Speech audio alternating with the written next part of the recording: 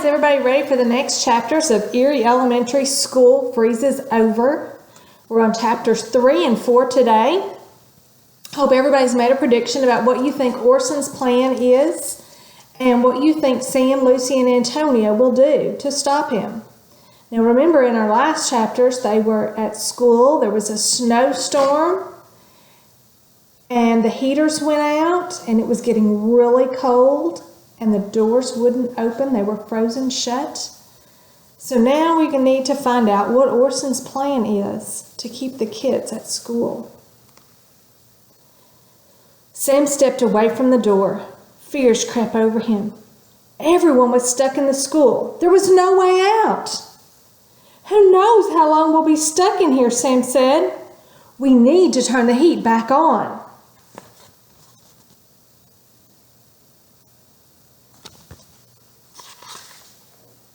Miss Grinker shouted down the hall, "Sam, Antonio, Lucy, hurry up and get your things." The three friends quickly slipped into their jackets and grabbed their backpacks. "The binder is in my backpack," Lucy whispered. Lucy had filled a big binder with everything they knew about Orson Eerie.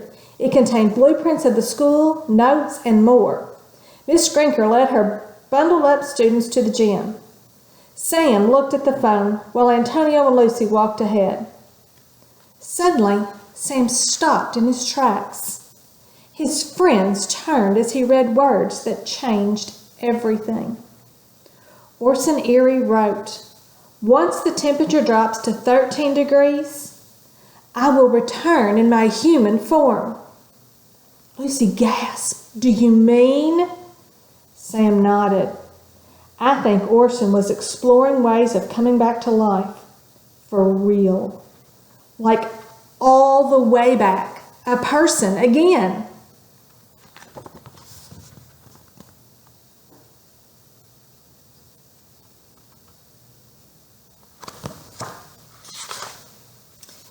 Antonio rubbed his hands together as they continued walking.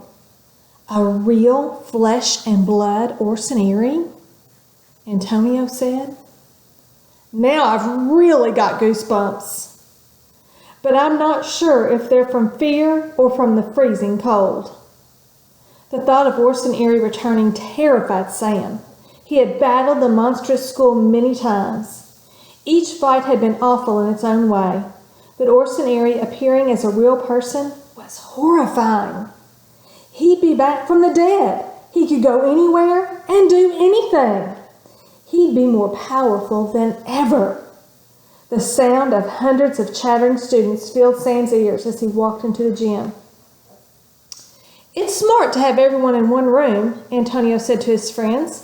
"Body heat should help keep us warm." "Hall monitors," Ms. Grinker said as she pulled Sam and his friends aside.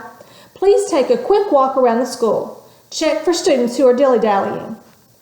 Great, Sam thought. Ms. Grinker just gave us the perfect excuse to leave the gym. "You got it, Miss Grinker," Antonio said. The friends rushed into the hall.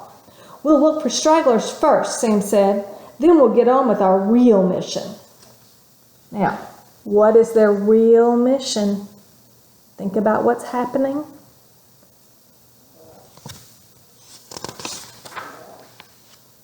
As soon as the friends were out of sight, they began running. The halls were long and winding. Sometimes, Eerie Elementary reminded Sam of a maze.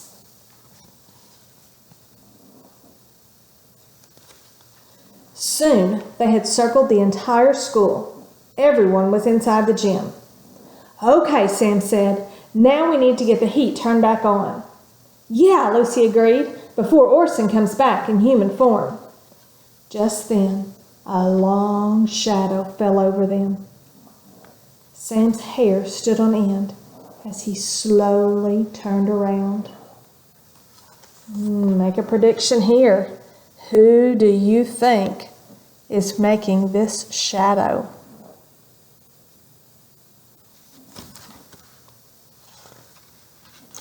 We're ready for chapter 4. It's called The Wet Walk.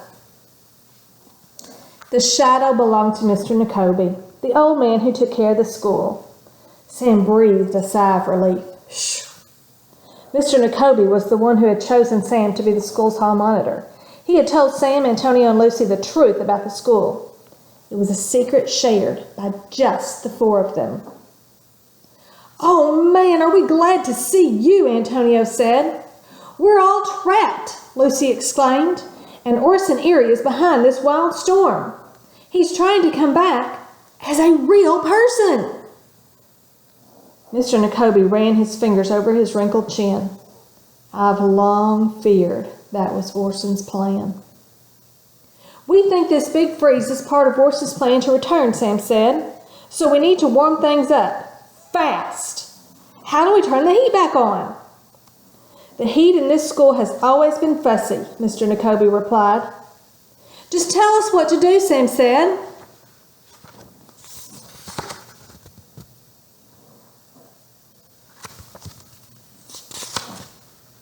"You'll need to go to the teacher's lounge," Mr. Nakobe said. "There you will find a thermostat. Turn it up to the highest possible temperature. Then that will force the radiator back on."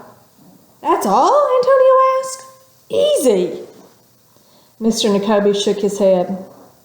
At Eerie Elementary, nothing is ever easy. He looked back at the gym. "I'll keep Miss Grinker busy. Good luck." The friends took off running, but as Sam turned the first corner, he saw that Mr. Nakobe was right. This wouldn't be easy. The windows all flew open at once. The blizzard stormed into the hallway. Snow filled the air and icy water splashed down. The three friends huddled together. Lucy shouted over the howling wind, "Orson's bringing the storm inside to stop us."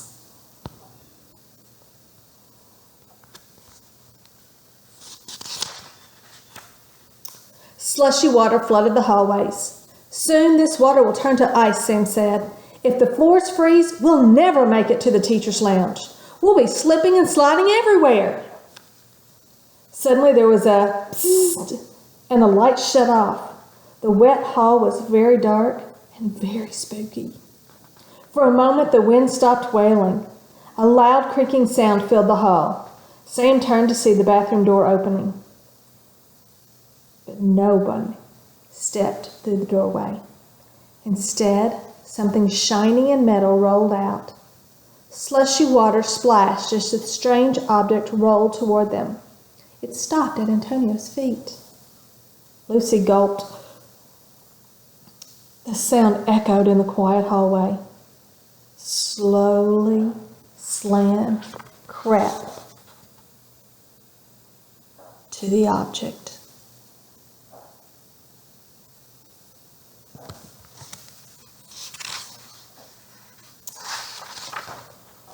"It looks like a sprinkler head," Sam said.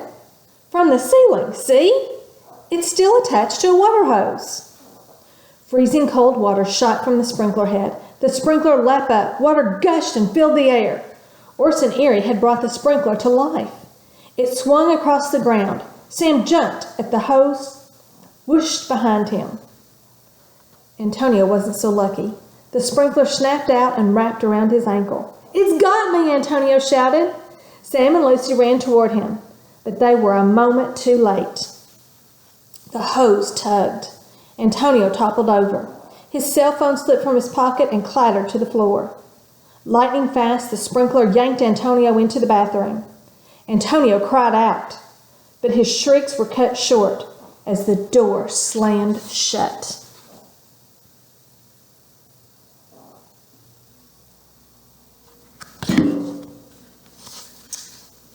Okay, we're ready for Chapter 5. It's called Frozen. So make your predictions about what you think will happen to Antonio as he's pulled into the bathroom and what you think Sam and Lucy will do to try to save him. See you tomorrow.